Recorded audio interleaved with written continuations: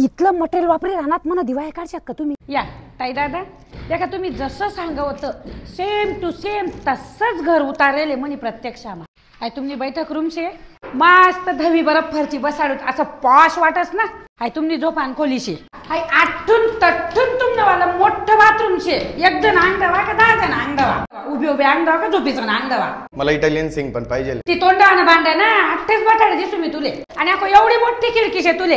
आता मी देख जो काय विरानं तथा मी देख जो काय विरानं. राहू द्या दादा एक रूम कमी बांधा लागिस्त पण या 2-4 संडास राहू द्या लागतच त्या इमर्जन्सीले. हाऊ मांगला दरवाजा राहू द्या तुम्ही बरं रास पैपावना उन्हात तर साखर आणि दूध लायले मना बठ्ठा घरे बरोबर राहतच दादा पण मरजाय जो रस्ता ना उत्साही लागस म्हणून मन घर खाली दाबायचास. घरनं काम बुरु बुरु बुतनं बोन निघतच राहस. सांगा ना रास दादा ते 45 दिन मा घर पुरं कर दिसू असं बाईले बी डिलिव्हरी व्हायला 9 महिना लागतं. दादा पूजाना पहिले ना मांगला राहू द्या तुमले पुढलं बठ्ठ ओके देस मी. देखो या अंडा बच्चा काय रेती पसारी राय ना तो यावं तुले मरी माय काय जो रे.